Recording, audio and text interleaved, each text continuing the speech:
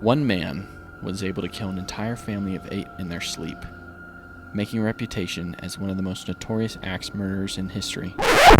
Care to know what happened? Then grab a cup of coffee and buckle up. What's up, everybody, and welcome to Coffee and the Creeps. I'm your host, Maxwell, and fellow creep, and alongside me is my wife and co-host, Renee. How you doing? Doing good. Getting ready to tell a pretty creepy story. Oh, yeah. We got a good one for you guys today.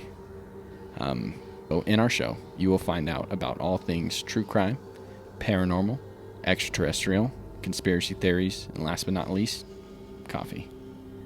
So Renee and I are both coffee lovers, and we want to share a cup of coffee with you each and every episode. So therefore, sometime today during this episode, we're going to have a coffee break. And in that coffee break, we dive into what coffee we're drinking and just what we love about it. And at that time, feel free to share your thoughts in the comments of what your favorite coffee is, what you think about the coffee that we're drinking, and just whatever you guys are feeling. However, our fellow creeps need not to fret, because we will continue on with whatever dark story we're talking about that day right after the break. So, today, we'll be talking about one of the most strange and grisly murders I've ever heard of. A story where one family of 6 and 2 innocent little girls meet an ending that can only be found in the absolute worst of nightmares. Ladies and gentlemen, this is the story of the Villisca Axe Murders. So, our story begins in the small and quiet town of Villisca, Iowa, on June 9th, 1912. Not only known as the Pretty Place, the town of Villisca has always been known to be filled with quaint people. The town was relatively small compared to most, with the population at the time only being at approximately 2,500 people. However, little did its people realize the fate of its reputation would change for the very worst. So at approximately 7 a.m., June 10th, 1912, next-door neighbor to the Moore family, Mary Peckham, was hanging her laundry outside when she began to get an eerie sense from the bottom of her stomach. She suddenly realized that she had been hanging clothes for over an hour, yet there was absolutely no sign of the Moores anywhere in or around their house. Now, typically from her years being her neighbor, she's always known them to be up early, doing morning chores, taking care of, their animals, like such as their chickens. Yet there was absolutely not a soul in sight. She then began to scan the house for any signs of life in the windows and even tried to listen for faint screams or laughter from their 4 children. But absolutely nothing answered other than the ominous silence that seemed to radiate from the house. Slowly, Mary made her way to the front door and began to knock. No response was given, which then caused her to twist the knob only to realize the door was locked from the inside. Mary then made her way back inside her house and calls Ross Moore, the brother to Josiah, who we will know as the father of the Moore family, and he's going to come over and check on the family.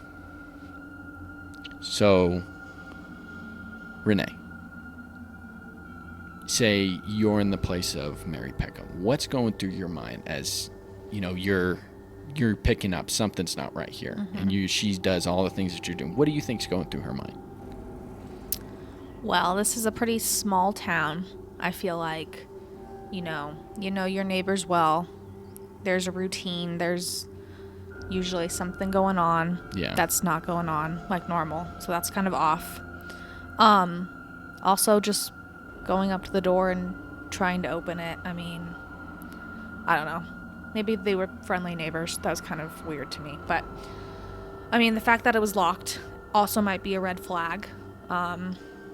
Like I said, small town, pretty place. This was over 100 years ago. I'm sure times were different. Maybe they didn't lock their door. That might be very unusual for her. Yeah, I feel like, say, obviously we know something's wrong here because this is a true crime show. But I feel like say nothing was wrong and it was modern day, Mary would kind of be a little bit of a nosy neighbor. Yeah, she even tries to open up the door, peeks in the window. Maybe she's just paranoid. Maybe people would just think that she's paranoid. But times were probably different. Times were different back then, for sure. Yeah, it was 1912, like 111 years ago. biggest red flag would be the door being locked. I feel like, everybody, like you said, probably had their doors unlocked. I mean, and this was a small town. Everybody pretty much knew and everybody. It's very day. likely. They should have been out doing stuff. Yeah. They probably just would have been in and out of the house doing chores, taking care of things. So, yeah, the door probably would have been unlocked at that time. For sure. So, obviously, something's not right here, and it's quite obvious. So, Mary has a good hunch. Yeah. Well, we'll see.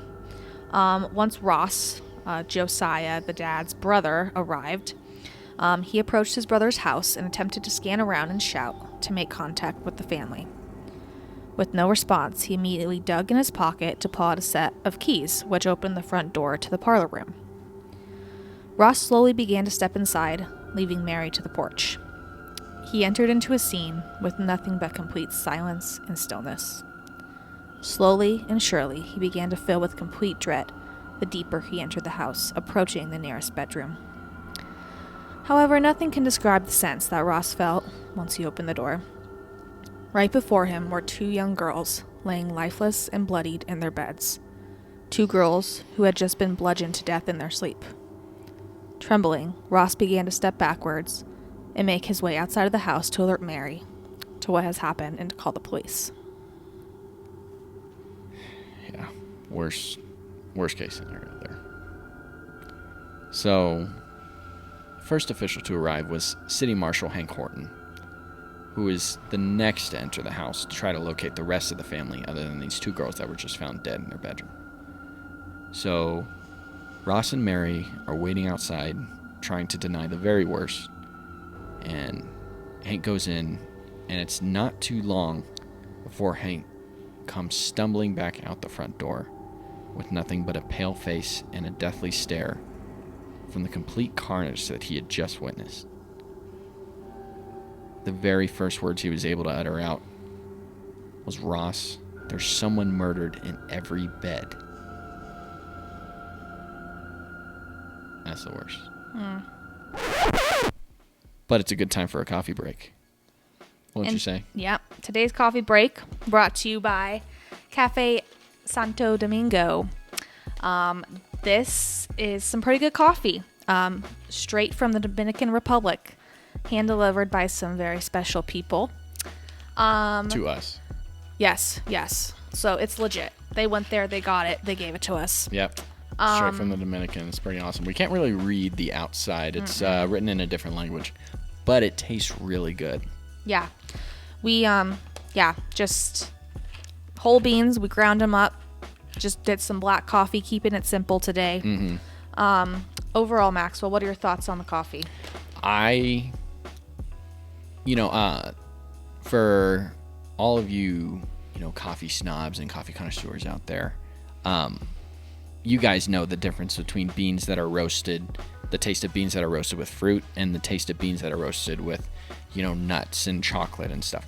You have beans that are roasted with fruit, make really sour tasting coffee, which is good. But I prefer a more bitter tasting coffee that's from roasting beans with, nuts and chocolate. And that's what you're going to get more from this kind of coffee. It's just a darker, deeper it's flavor. like a dark, bitter tasting coffee, which I like. I mean, I work at a factory every day, and all I drink is trucker coffee, which is like Folgers, which is pretty much like. I feel like this is just it doesn't have a ton of flavor. You can't taste, notes of things here and there like some fancy coffees. Maybe this is just a very common brand of coffee. It could have been. It could have been the Folgers of the Dominican. We wouldn't know. But I think it's really cool that it came from the Dominican. And it does taste good. Just Folgers taste good. It even tastes like some of the Starbucks blends that we've had too. The more bitter blends. Yeah. So, it's really good. We put it through our espresso machine, made some coffee with it. And it turned out really well. This will make a good just black coffee, or if we want to do anything fancy with it, it's a good base to make some lattes, things like that. So stay tuned in our future coffee breaks. We might be using this again for some more sophisticated drinks. Yep, and we'll put the what we know about it in the description, and maybe, insert a picture of the packaging up close.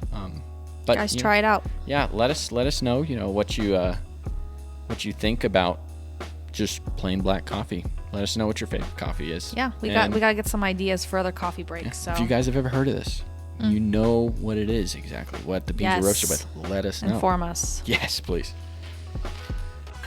So, what follows is actually a prediction of what occurred the night of the murders. It was approximately 9:30 p.m., Sunday, June 9th, which was the night before the bodies were discovered, when the members of the Moore family began a short walk back home after a long day spent at their local church. Husband and wife Josiah and Sarah began to smile at each other as they watched their children dance and play along the dark streets while keeping close to their parents. The Moores had 4 young children. Herman was the oldest at 11, followed by his sister Catherine at 10, then 7-year-old Boyd, and 5-year-old Paul. Even though the day was long and it was getting late, the Moore children were ecstatic because they had 2 friends that were along with them to stay for the night. We had 12-year-old Lena and 8-year-old Ina Stillinger. So the family reached their house at approximately 9:45 p.m., where they began to wind down for the day and put the children to bed. One by one, Sarah Moore would guide each child from their games to their rooms, where they would spend the night.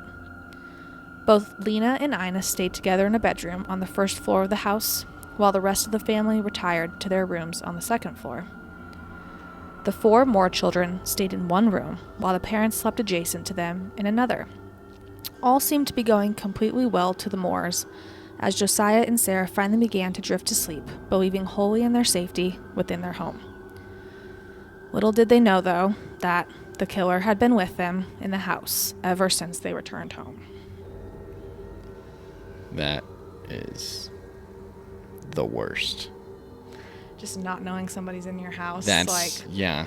I feel like that's like a universal fear now that everybody has.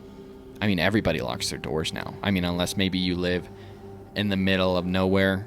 I know. Even then, I'd be like, Maxwell, go check every room, every closet. Yeah, I mean, I'm paranoid about stuff like that. I still, if I'm by myself and I know all the doors are locked, I'm still, sometimes if I'm watching a scary movie or something, I'm still looking behind my shoulder sometimes. Yeah. I mean, because everybody has this universal. It's like everybody's worst fear. Yeah.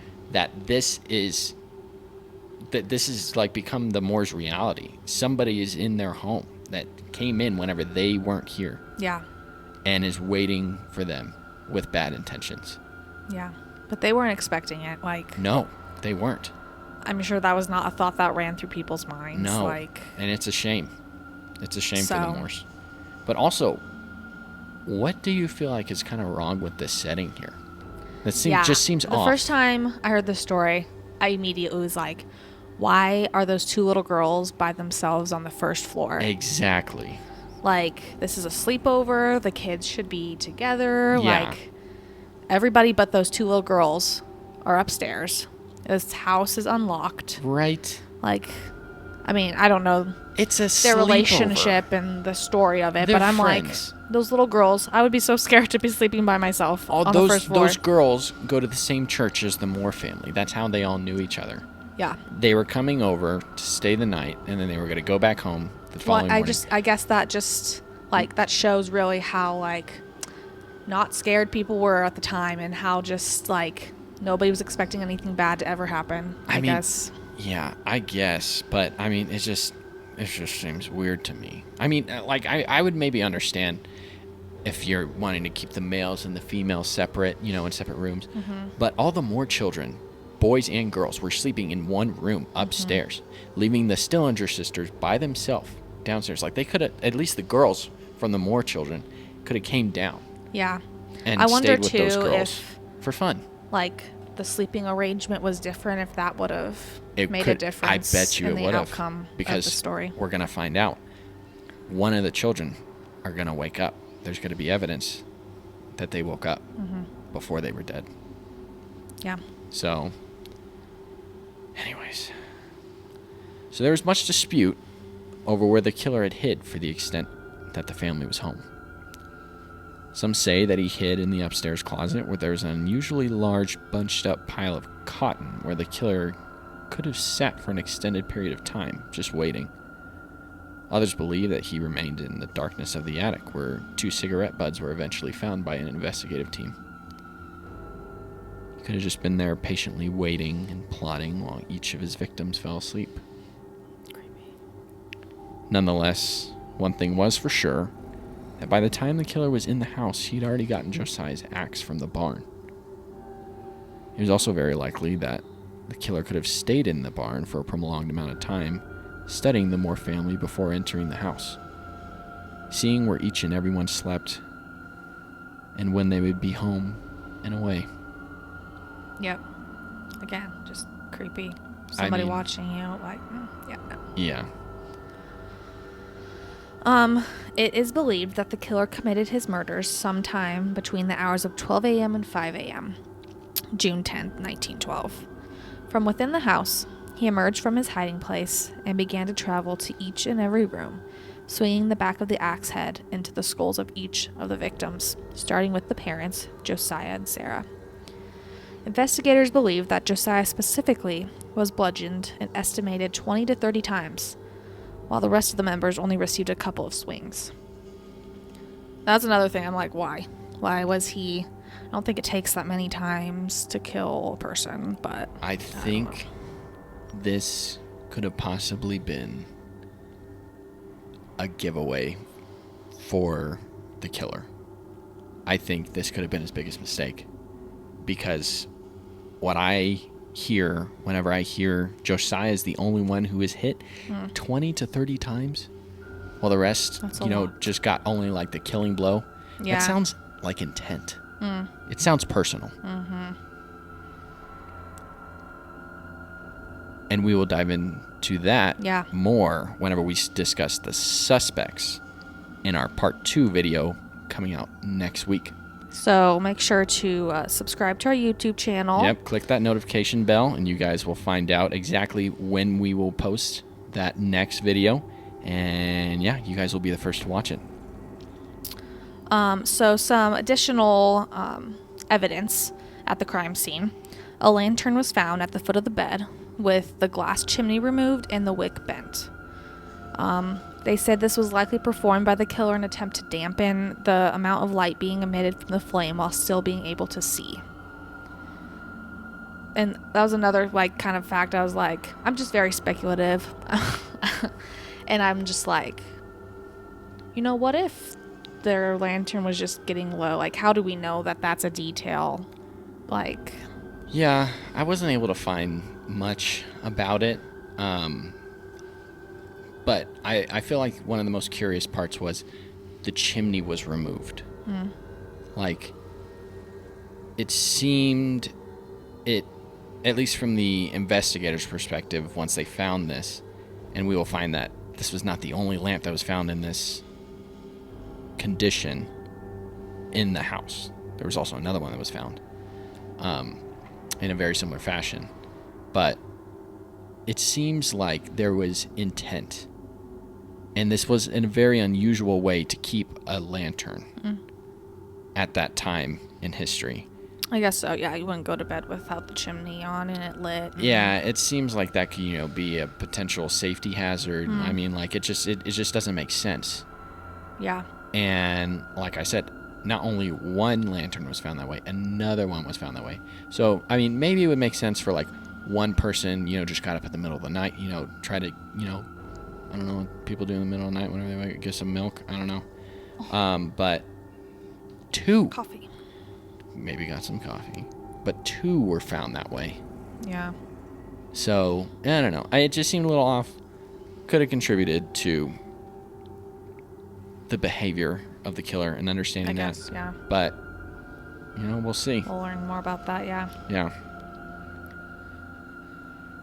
So, the room of the Moore children was next for the murder. He swung and killed each and every child the same way, utilizing the backside of the axe on their heads. Which again, shows knowledge of what he was doing. It seems like this probably wasn't his first time doing it. Mm-hmm. Which is good because maybe you could relate it to past axe murders that have maybe happened in the nearby area and kind of like try to link that with who the potential suspects could be. Mm-hmm. But it's just, it's very curious finding that and, hearing about that. Because whenever you use the backside of an axe, you use it to kill somebody. Use the backside of the axe to kill somebody rather than the sharp side, because the sharp side is more likely to get stuck in a person's head whenever you swing it. Mm-hmm. So you don't want to, like, if you have a bunch of people to kill, you're not going to swing down and then, have to wiggle it out to try to kill the next person. No, you just want to go boom, boom, boom, boom, boom. Mm-hmm. And this guy knew that.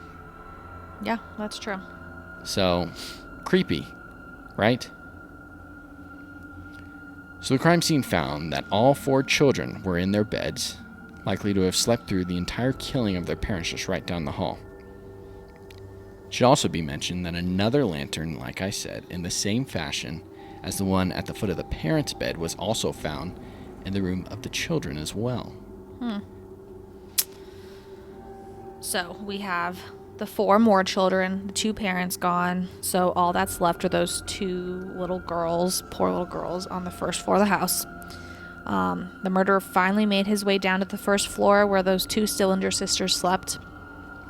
And what City Marshal Hank Horton found in this room had to be one of the most disturbing scenes in this entire crime story. So, just a disclaimer. This is a more rough part of the crime. It does deal with sexual situations with children. So, listener discretion, viewer discretion. Skip through if you need to, totally understandable. But at the scene, both girls were found dead, laying in their beds with faces smashed. However, 12-year-old Lena was positioned different than all the other members within the house. She laid halfway down the bed with her nightgown above her waist and no underwear. However, medical examiners were able to determine that Lena was not sexually assaulted. It was also able to be determined that she did possess defensive injuries, and she was the only one who did possess defensive injuries, which insinuates she woke up before the killer was able to get to her. Which I'm like, why did nobody else wake up? I'm like, I don't understand how someone sleeping right next to you could be... She probably... killed. I'm saying like the parents and stuff like that. She probably was hiding and maybe tried to like run away or like even fight the killer. Maybe as it went for her sister. But she was probably the last one alive. And yeah, you would think like if she had enough time to defend herself, she'd probably have enough time to scream and maybe the neighbors could have heard her, but nobody heard anything. Yeah. It doesn't seem right. Especially if you got a nosy neighbor, Mary, right next door. You don't think she would hear something and be like, what's up? She's a deep sleeper. I guess so. So, I mean, maybe if Lena was sleeping with the more children, maybe she could have been the lightest sleeper in the whole house. And maybe just the turn of events, she could have woken up just at the perfect time, alerted the rest of the family, and maybe we wouldn't have the deaths that there was. Yeah. Never know. I know it's a shame. But not only were the Stillinger sisters found dead the way that they were, but next to the bed was also the murder weapon, Josiah Moore's axe, covered in blood. Yet it seemed like the killer tried to almost like try to clean it, but like, why? I don't know, it was like getting frustrated and he like stopped. So it was still dirty, but it just seemed like it was just trying to be wiped. I don't know, it was weird. In addition to that, there was a nearly 2-pound slab of bacon that was found in the room, wrapped up in a hand towel. It's highly speculated that the killer could have used this piece of meat in some sort of crude act after positioning 12-year-old Lena in the same manner she was found in by the police. Okay. It's horrid. I hate that detail. I I'm know. moving on. During the investigation, it was noticed that the killer had several tendencies that were quite odd. We talked about the lanterns and also Josiah being hit several times. But there was also an unfinished meal left on the table, a bowl of bloody water, and all the mirrors and windows in the house were covered with sheets and clothing. So, I guess this guy got hungry. This is the most Hannibal Lecter thing I've ever heard of in my life. Like, legit, real. I don't know if, like, Hannibal Lecter was, like, actually based off of, like, a real person. But this seems creepy and weird. But, like, it's like he almost, like, feels like he's some sophisticated man. He's gonna wash his hands and make himself a meal. That's creepy. Like some civilized person. He doesn't even finish the meal. Wasteful. And then another curious part. Yeah, I wondered about the whole... Are you going to talk about the mirrors and the windows and stuff? Not only does he cover all the windows, which makes sense, like you don't want people to be looking in, but he covers the mirrors as well, which makes me think... What do you think? I don't know. He's scared of Bloody Mary. I think he's probably ashamed at himself. Like he couldn't look at himself at one point. So he ends up covering all the mirrors with pieces of clothing from the family and sheets and whatever. Yeah. Which is weird. Well, he is a psychopath. He's a psycho. He probably had some mental issue. Like, he probably had bipolar. He's probably definitely bipolar. I don't know. Feeling like being able to murder 8 people intensely, do crude things, and then feel some sort of regret. And then eat. And then eat a meal. Try to eat a meal. What? We'll get more into the suspects and so kind of just information about the killer. Yeah, we'll definitely go back more into this next episode for part 2. So stay tuned. Make sure to subscribe. Going back to the morning of June 10th. This was the morning that Mary Peckham found the bodies. Law enforcement officials were asked to create a crime scene when suddenly members of the neighborhood began to flood and enter the house. Somehow news began to spread quickly of the murder, causing approximately 100 people to overpower the law enforcement and intrude the crime scene. Why? I don't know. Like, are people stupid? Like... What? Yeah, like... What I'm one of those people. Uneducated, ignorant town is this? If you care I'm about curious, the Moor, but I'm not gonna go destroy evidence. These people probably knew the Moors, and if they and liked the Moors, see that. Why would you want to see that, and why would you want to ruin any chances of catching who did this? Yeah. People were going in and taking bone fragments of the victims, taking pictures, and the police didn't even take pictures. You know what they did? They took the camera that some people were taking pictures with, and they smashed it. They didn't even take pictures of themselves. That's sus. Why would you do that? It Why would you not at seems least use sus. that for evidence? It seems sus, for sure. And it could link into a certain someone. Like they were covering up for somebody? Exactly. They could have been paid off. Who knows? But we will discuss that more, part 2. So... It's very obvious this, without a doubt, likely caused some vital evidence to become lost. All these people coming in, touching everything, taking things, rearranging things.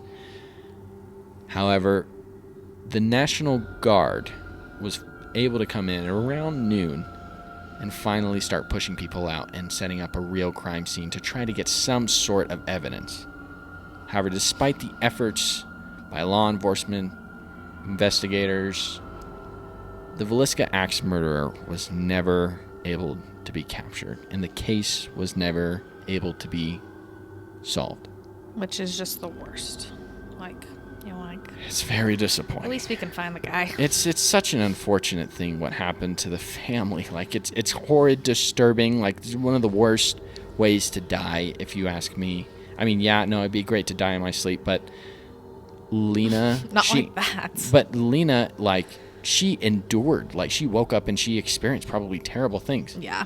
And who's to say maybe the other members of the house did wake up and they were just put back in their beds After by I the heard the killer. story, I was waking up like first couple of nights, and I was just like, I would just think about it because I'm like such a light sleeper. I woke up and I'd be like, what if there's someone in this place right now? What if there's someone in the room? Like, I know. It's creepy. It is creepy. It's jacked up and it's disappointing. And so, yeah.